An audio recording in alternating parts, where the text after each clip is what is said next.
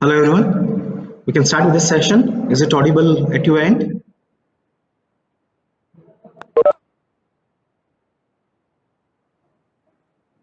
Yeah, thank you.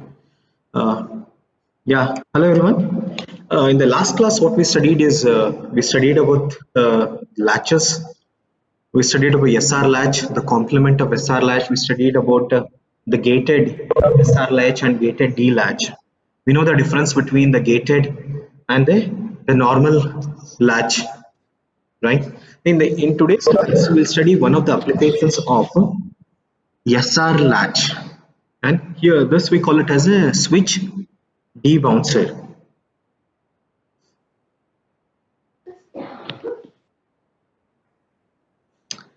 Everyone can see this diagram here. If you see this one, what we have is, just a minute, we'll go back to the previous. Yes, if you see, this is a switch, what we have it, right? What we can see is we have a switch, and a switch. Take an example that this is the voltage what is connected. Assume that the voltage what is connected is 5 volts here, right? And we know that the center contact of the switch is connected to B here, right? If I want to make the connection to A, right, the center switch has to move from B to A here. Similarly, if I want the connection to be made to B, what I need to do? The center contact has to move from A to B here, right? If you see this switch what we have it, right? If you see this switch what we have, assume that the initial connection what we have is connected to B, right? And A is open. When I say the A is open, it means that it is at zero potential. It is at 0 volts, right? And B is connected to V volts, and assume that this V volt is nothing but 5 volts. So that B is at 5 volts now. When the center contact what we have, when this contact is moved,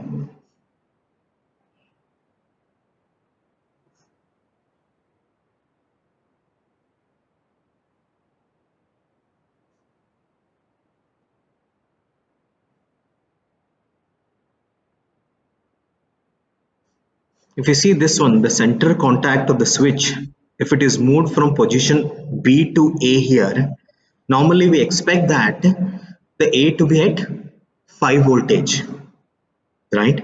But since it is a mechanical switch, the switch what we have is a mechanical switch. Because of the springiness effects of this mechanical switch, what will happen is that the switch will move to and fro from position A here, right? In the sense, what happens is that, take an example, in the initial stage, if you see the waveform, the voltage VB and VA voltage. If you see this one, the switch is connected to B so that it is at voltage at V voltage. It could be any voltage. We assume that this is at 5 volts. We assume that this is at 5 volts.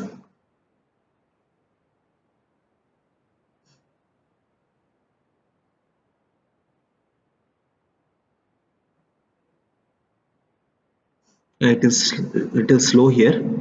Just a minute.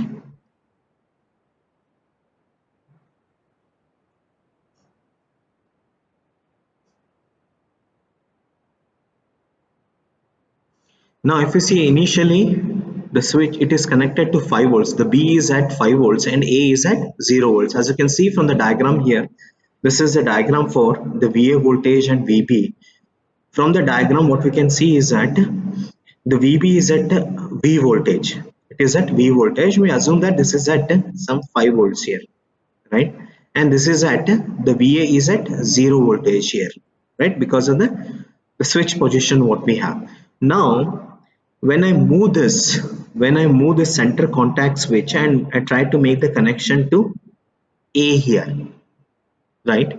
Now we expect that the VA voltage to be at 5 volts and the VB voltage to be at 0 volts, but that is not the case because we are using this, because of the mechanical switch what we use here, and because of the springiness of the center contact, what we have, we call that as a contact bounce, right? Because of the springiness of that contact, what happens is that the switch will not make a final contact with A here. What it does is that it will keep on moving here, right? In the sense, what happens is that it keeps on moving in this direction, right? In the sense, what I'm trying to say is that if this is A, this is A position and this is B position, what we have,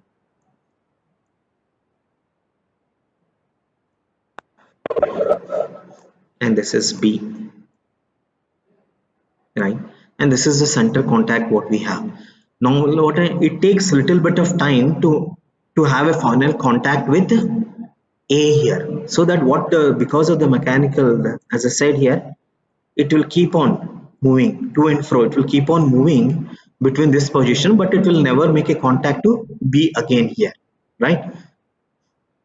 The switch, the center contact will keep on moving because of this, the springiness of the mechanical switch. What will happen is that the first, what will happen, the voltage at VA will be 5 volts for this duration. Because of the springiness of the center contact, what happen, again it disconnects from the A, it will move back here, it will move back here, right? So that what happen, the voltage at A will tend to be 0 here, right? Again what happen, again this contact, the center contact will make a contact with A, so that the voltage at A, VA will be 5 volts, and again it will go to 0 before it makes a final contact at A, so that the voltage at VA will be at 5 volts here. It will be at 5 volts here, right? You understand the problem what we have with the mechanical switch here, right? Because it will make the center contact will move to and fro between 0, move between the contacts A and some intermediate position, so that the voltage at VA will oscillate between 5 volts to 0 volt and 0 to 5 volts before the voltage at VA is at 5 volts here, right?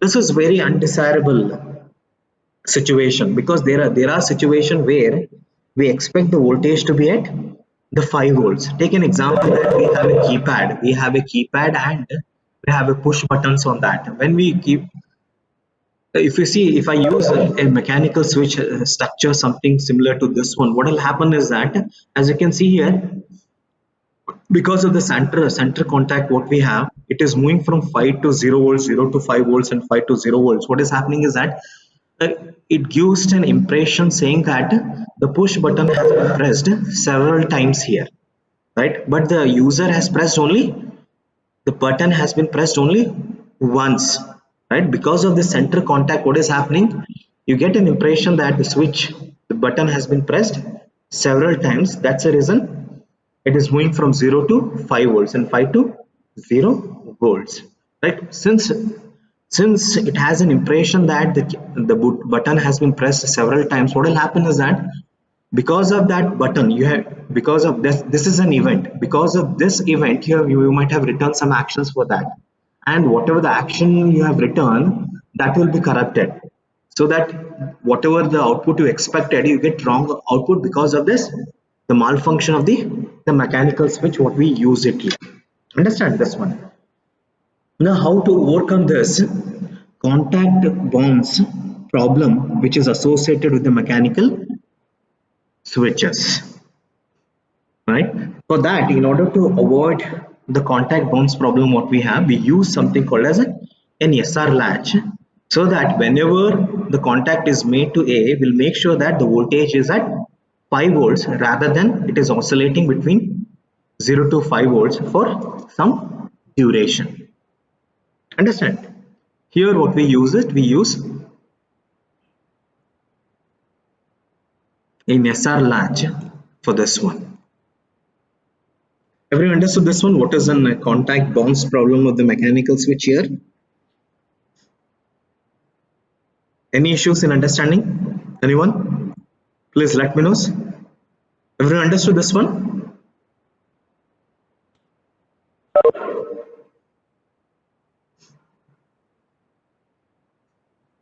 Similarly, if you see this one, if you see similarly what we have is when the switch position is moved, you can see from this one, if the switch position is moved from, the case is same here, right? When the switch, you can see the waveform for this here, right? When take an example, when it is connected to A here, it will take little bit of time so that it makes an actual connection with A, and so that the voltage at VA will be 5 volts. And when the center contact is moved from A to B position, what will happen here? Again, it will take little bit of time so that it will settles to 5 volts here, right? Here also we have contact bounce problem, and also here we have a contact bounce problem here. In order to avoid that one, what we use is we use an SR latch. Now here what we have here, now we are using an SR latch, and this is what we have, the VA voltage and VB voltage. Now you can see here we have two pull down resistors. These pull down resistors are connected to the S and R, right, which are connected to A and B here. So that whenever this contacts A and B are not connected to the center contact, the pull down resistors will make sure that these two voltages, VA and VB voltages, are at ground potential, are at zero voltage here. Right? That's the reason the pull down resistors are used here. Now here, now we will understand the same scenario what we had with the contact bounce issue, right? Now for this one, when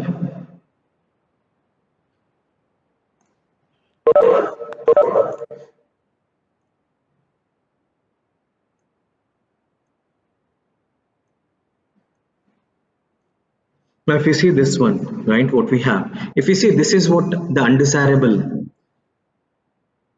effects what we have it, right? So what we expect is this one. When it is connected to the A, we should get this. It should be at 5 volts. When it is connected to B, it should be at 5 volts. This is what we have, should be having a desired operation, right? Now see this operation. Now assume that now it is connected to B, and this is what we have it, right? The VA voltage, this is nothing but a VA voltage, which is our Q output. The Q output what we have, this is the Q bar output what we have it. Now what you can see here, what we have is 0 volts, and this is, we assume that this is to be 5 volts, to be at 5 volts, right? Now when this position, when the center contact moves from B to A position, right, it moves from this, from B to A position, when the center contact switch is moved here, right, from B to A. Now what we expect, we expect the A to be at 5 volts and B to be at 0. As you can see from this one, now since the center contact is made connection to A, what will happen? The B, because it's a pull down voltage, the B will be at 0 volts here. Right, now this is what is happening. This is 5 volts now. When the initial contact is made, this is 5 volt. I will take this as a logic 1. This is a logic 0. Right, in digital terms we call it as 1 and 0, right? So that now this is 1 and this is 0. Since it is 1 and 0, what do you expect from this one? For SR latch, it is a set state, so that what we have, this is 1 and this is will be 0, right? And because of the contact bounce of this one, like as I said here, because of the contact bounce of the mechanical switch, just a minute.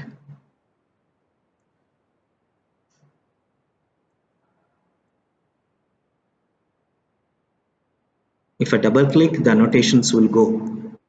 I should be a little careful. Okay, this is A, what we have it, and this is B, right? This is A. Now the center, when it makes a connection here, this is at logic 0, this is at 1, so that we know that yes, this is yes, and this is what we have, R. This is set state. Yes means set state. So what we have, so that Q is 0, this will be at 1. So you can see here, right? When the initial contact is made here, you can see that this is at 1. This is set state, sorry, this is set state.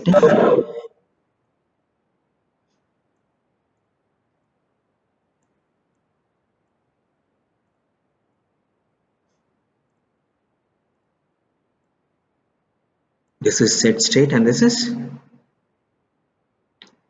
0. So that the Q is 1, this is 0. So that you can see here, this is what is expected. Now, as I said, since it is a mechanical switch, the center contact what we have of the switch will keep on moving till it settles down to a contact with A. So that the switch positions will keep on moving like this.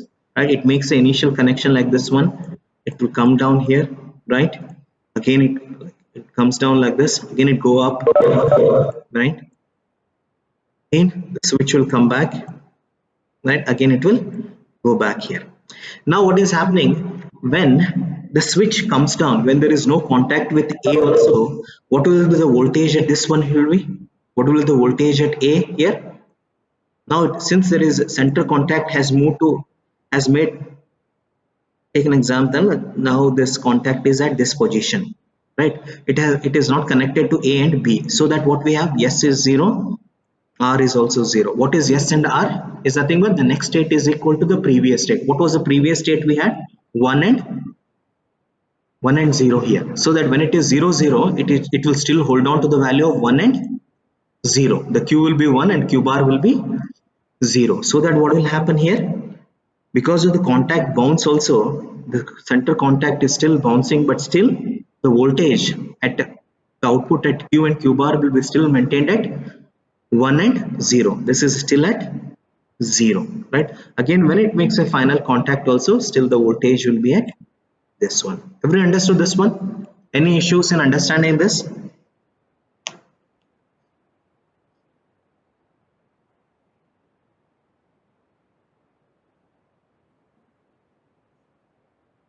Everyone understood how we eliminated the contact bounce issue what we had with the mechanical switch, and this issue is resolved with the help of an SR latch here.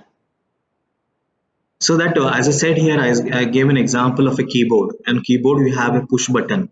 Now what happens, since the output of this the Q is given to a push button, so that what we have, we know that the user has pressed only once here, right? And for that event, since you have written one actions for that, the whatever action you have written, that will be correct. The output will work according to the functionality what you return there. Understood? Any issues in understanding this one? Anyone?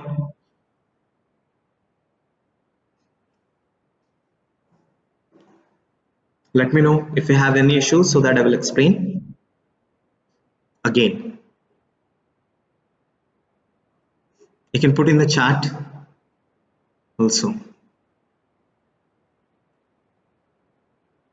Anyone there?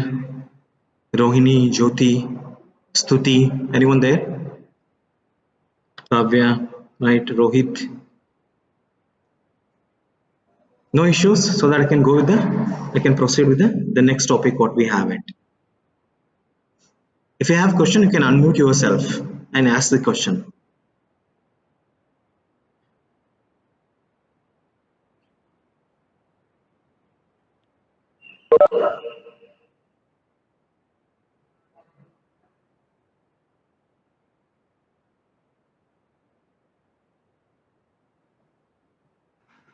No doubts, sir. No doubts. Thank you. Okay, so that I'll go with the next topic.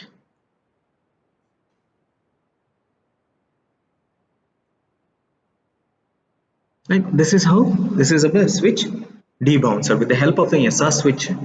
The whatever issues what we had with the mechanical switch, that is resolved with the help of an SR latch here. Right. Next, we'll go to the next topic, which is master slave flip flops. What is a master slave flip flop? Now, if you see this one, we know about the latches. How the latches work? Anyone can explain me? Or how the latches work? We studied about the SR latch. We studied about the gated SR and also gated E latch. Like how the latches work here. As in when you give the input, right? When you give an input for S and R, right? What will happen, depending on the input, the output will be reflected immediately, right? To the input what you've given, there is change in the output there, right? That is how the latches are being designed here, right? And also if you see the one of the drawback what we have, if you see the most of the flip flops what we have, before we used to use something called as a, we used to use the clock pulses. The flip flops were dependent on the width of the clock pulse here, right? And the drawback with the width of the clock pulse would have the such that uh, I don't know whether I can. If you see the one what we have is JK flip flop. JK flip flop is nothing but an improved version of an SR flip flop. In SR flip flop, what we have is everyone will just go back here. Right. Yes. When yes input is 1 and R input is 1, as I said here, the output what we have is 1 star and 1 star. We called it as an undefined state, right? When you say undefined state, in we have one more latch which we call it as a JK, the JK flip-flop in the sense. What we do here is this undesirable operation what we have within SR flip-flop, right? Now I'll say about the flip-flop here, right? Now what happens is that the output of that in SR we have an undefined state, but in JK flip-flop, which is an improvement version of the SR flip-flop, what we have when S is 1 and R is 1, here we call it as a J. S is nothing but J, K is nothing but R here, right? J is a set state, K is clear state or reset state what we have it. When both are 1 1, what will happen is that we have a defined state. What is a defined state in the sense? The whatever is the previous state, you get the complement of that when J is 1 and K is 1 here. That is not the case with the SR flip-flops here, right? And also when that is the case with this one, and I'll just write it here. Everyone can see this whiteboard.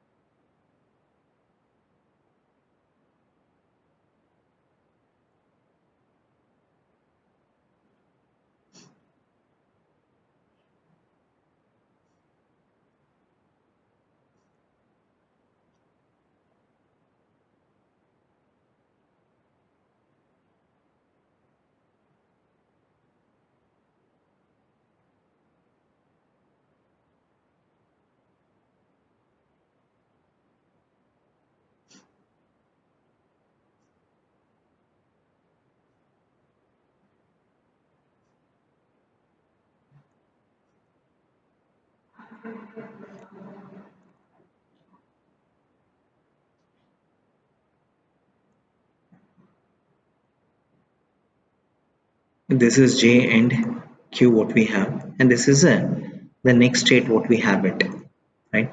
When this is 0 and 0, right? This is similar to, as I said here, this is similar to S and R here,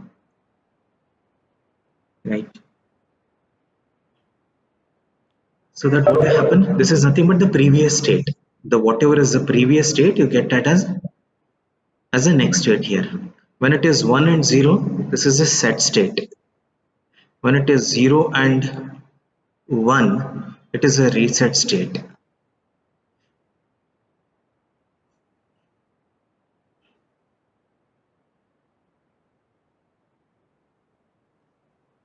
In the sense, I don't know.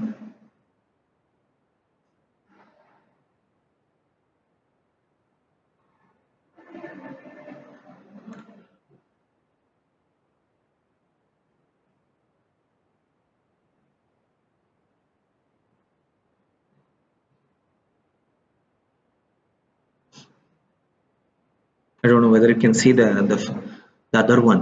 When it is 1 and 1, when it is 1 and 1, what we get is the complement of the previous state here.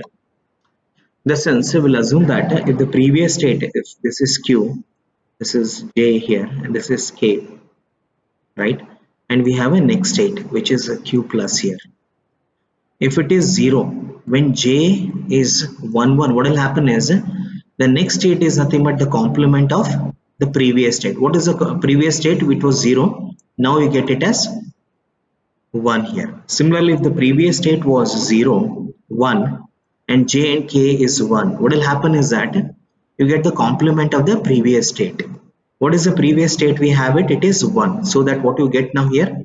You get it as 0, right? So that in as I said here in JK flip-flop, what we have is nothing but an improved version of the SR flip-flop, where in SR flip-flop, when S is 1 and the R was 1, we had undefined state. But in JK flip-flop, we have a well-defined state.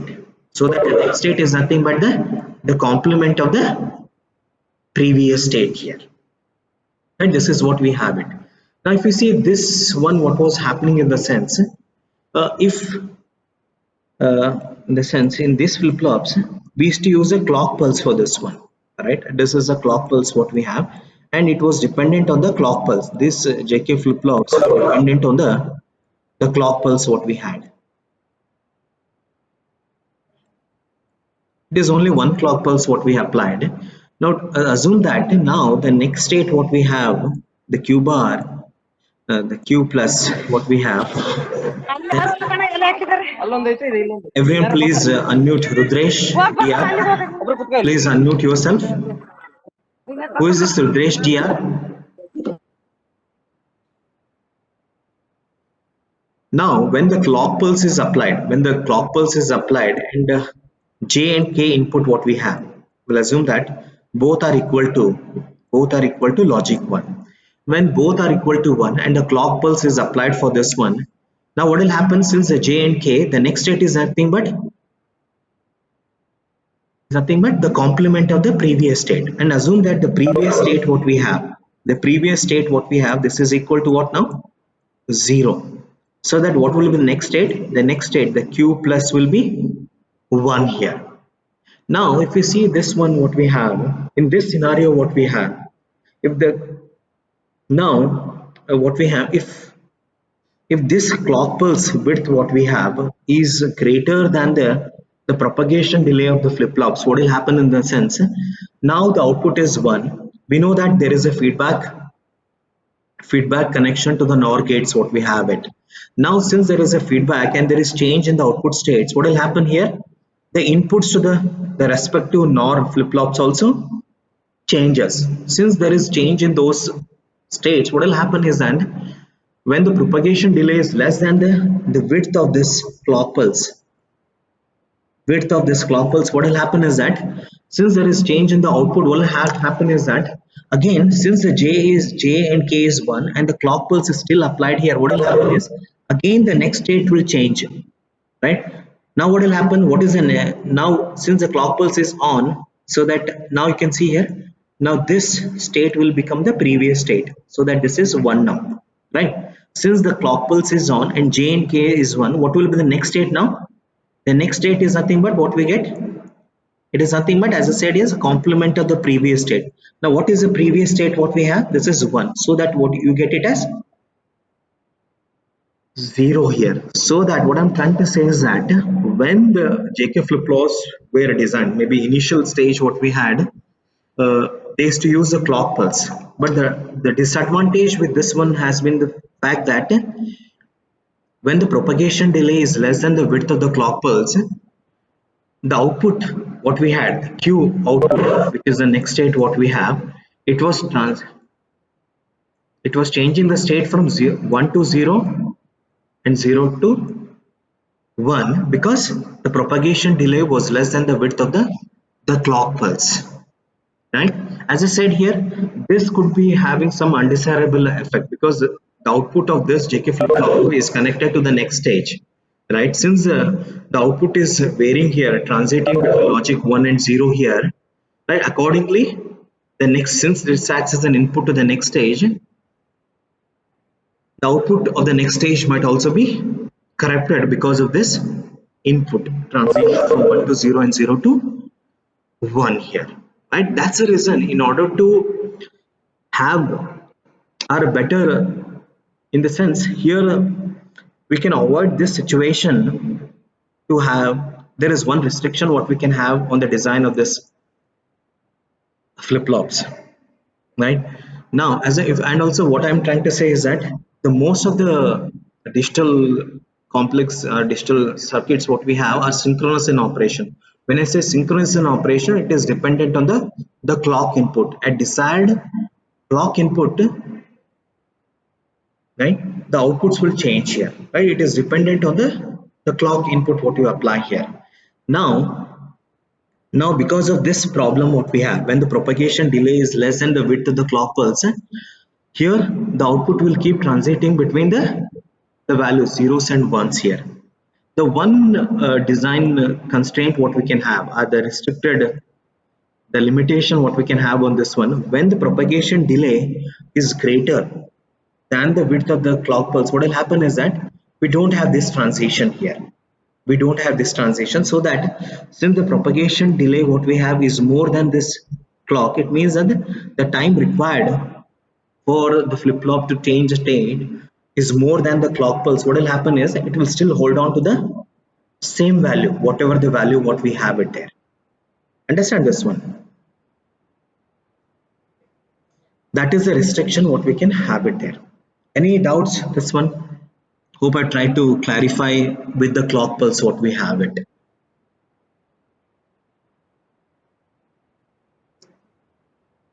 The one restriction, as I said here, the duration of the clock pulse should be shorter than the propagation delay of the flip-flops. When that is a restriction, design constraint is implemented, we don't have transition from 1 to 0, right? If it is the previous state was 0, right, it will always be 1, right? It will always be 1 here. If the previous state was 1, it will always be 0 when the propagation delay what we have is the clock pulse width is less than the propagation delay of the flip-flops. That is the restriction what we have it. Understood this one? This is the drawback what we had with the clock pulses. Right? In order to overcome that drawback what we have two designs. What are those two designs we have it? Those two designs are nothing but a master slave flip-flops. And the one more design what we can have is edge triggered flip-flops. These are the solutions what we can have it, so that you make sure that whether the propagation delay of the flip-flops is greater or shorter than the clock pulse, still with the help of master slave flip-flop and edge triggered flip-flop, we can make sure that the outputs will change according to the behavior of that circuit, right? That's the reason we are going for master slave. In our syllabus, what we have is only master slave flip-flops. We don't have edge triggered flip-flop. When I say edge triggered flip-flops, here what it means is that it is the outputs are reflecting, the outputs are changing with respect to the edges what we have it. Take an example, this is a positive pulse what we have, and this we call it as a positive edge. This we call it as a positive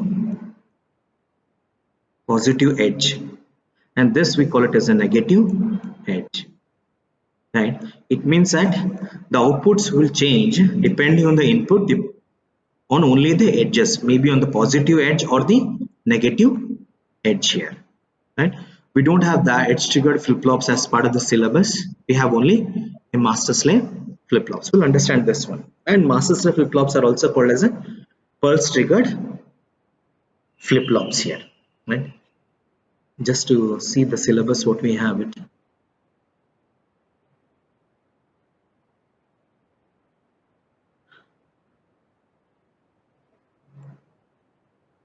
What do they, we have? We have only the master slave flip-flops. We don't have any edge triggered flip-flops.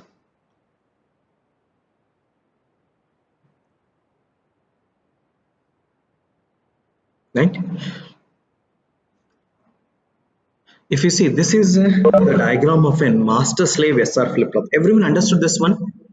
The drawback what we have when we use a clock pulse, when the outputs are reflected, the output will respond to the clock pulse. What is the drawback what we have it, right? Because the output will keep transiting between that when the propagation delay is less than the width of the clock pulse. In order to overcome that problem, there are two solutions. One solution is we can go for master slave implementation, or else we can go for an edge triggered implementation, right? Here what we studied is a master slave concept, and the master slave concept for an SR flip-flop. If you see, this is a diagram of a master slave SR flip-flop. As you can see here, what we have, there are two stages. This is master slave. When I say master slave flip-flop, it is nothing but a cascaded connection of master and slave here.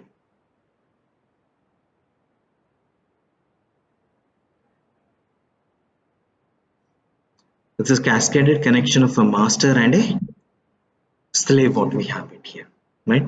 Now if you see, this is a master and this is the slave, and the clock pulse what we apply, the clock input what we given here, right? You can see here through master what we given is a normal clock input, and the inversion of the clock pulse input is given to the slave section. This is the master section, this is the slave section what we have it.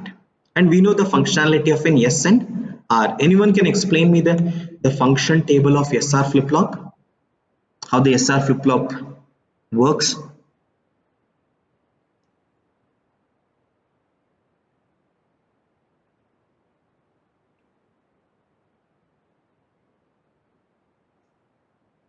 Anyone? How the SR flip-flop works?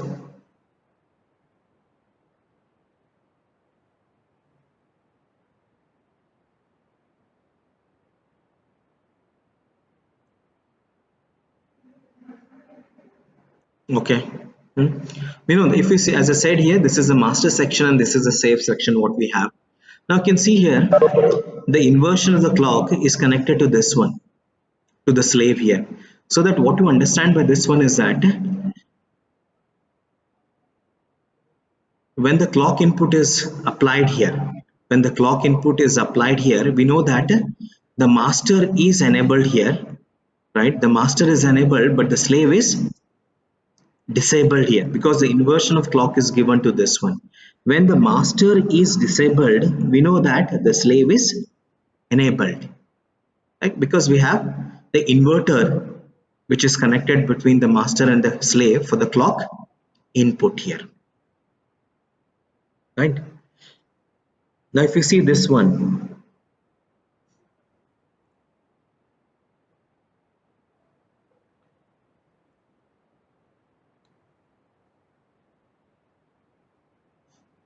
yeah, if you see this diagram here, as you can see here, what we have, this is the clock pulse what we have, this is the clock pulse what we have, and this is the clock input which is given to the master, right? Input, this is the clock input which is given. As you can see from this one, the master is disabled and slave is enabled, which is written here.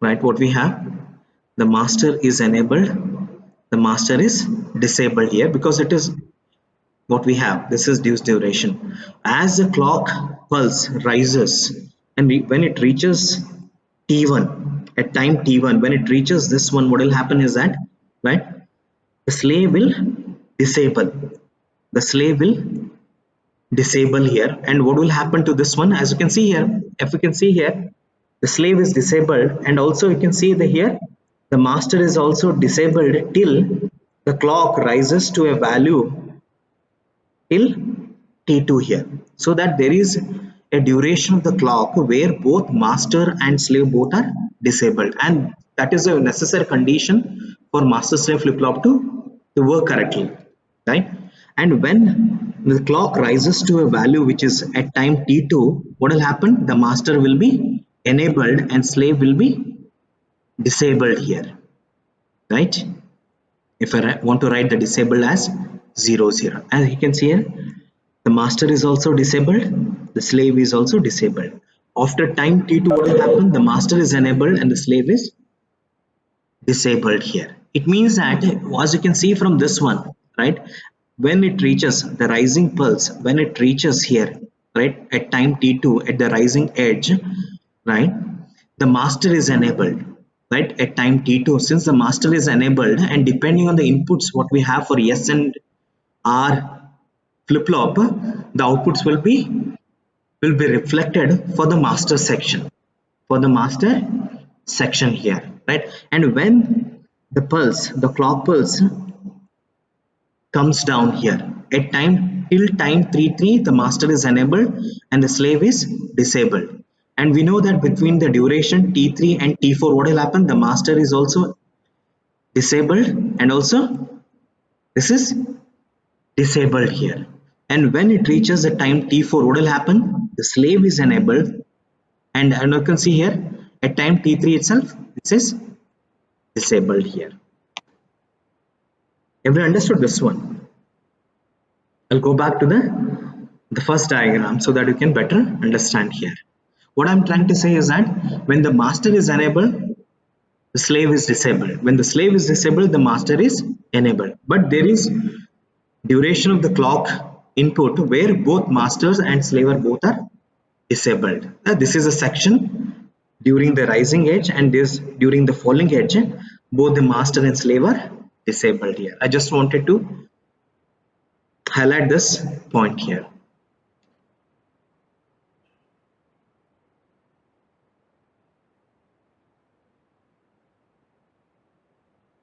Yeah. Now what we have is this clock input. How it works now?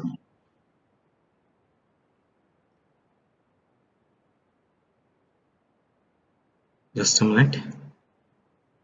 Unable to get the annotation for this one.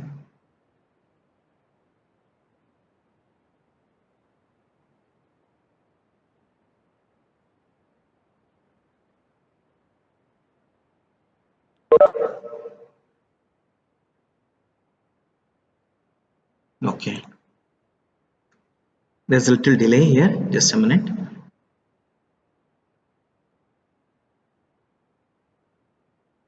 Now what we have is this is the clock. This is how the pulse run, because I say it requires a little bit of time to reach this value here, right? This is the transition what we have. Now when the clock is applied here, when the clock input is applied here, we know that at time t2 the master is enabled, right? At time t2 the master is enabled and the slave will be disabled. So that, now take an example, now the clock input is applied for this one, right? So that what we have, now the clock input is applied for this one. Now the clock input is applied, right? During the positive edge at time t2, what will happen? The clock is applied, and you can assume that now this is 1 and 0. When it is 1 and 0, what will happen here? Since it is 5 minutes, we'll make it hurry. When it is 1 and 0, what will happen? It is a set state. So that what will the output of this one? Of the master, this will be 1 and 0. Irrespective of the previous state, when S is 1 and R is 0, the output will be 1 here. Now here you can see from this section is that, so when the clock is output, and here what we know, till it reaches a value of T4, the slave is disabled. The slave is disabled. So that now we know that S is 1, this is 0, but there is no clock which is applied to here, right? The clock is still not enabled for the slave. When it reaches the value of T4, we know that the master will be disabled and this will be enabled. Since this master is disabled, it will hold on to this value 1 and 0 what we have.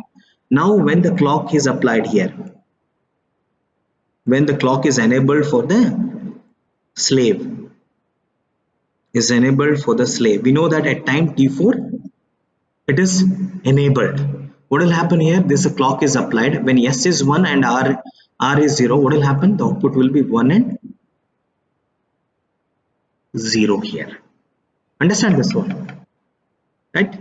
So that we made sure that with the help of a master slave flip-flop, the output will still be holding on to the value of 1 and 0 here, right?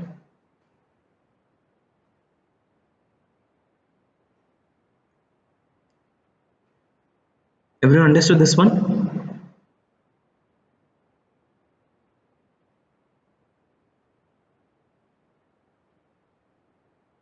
Any doubts with this one? Anyone? Take an example, if there is only clock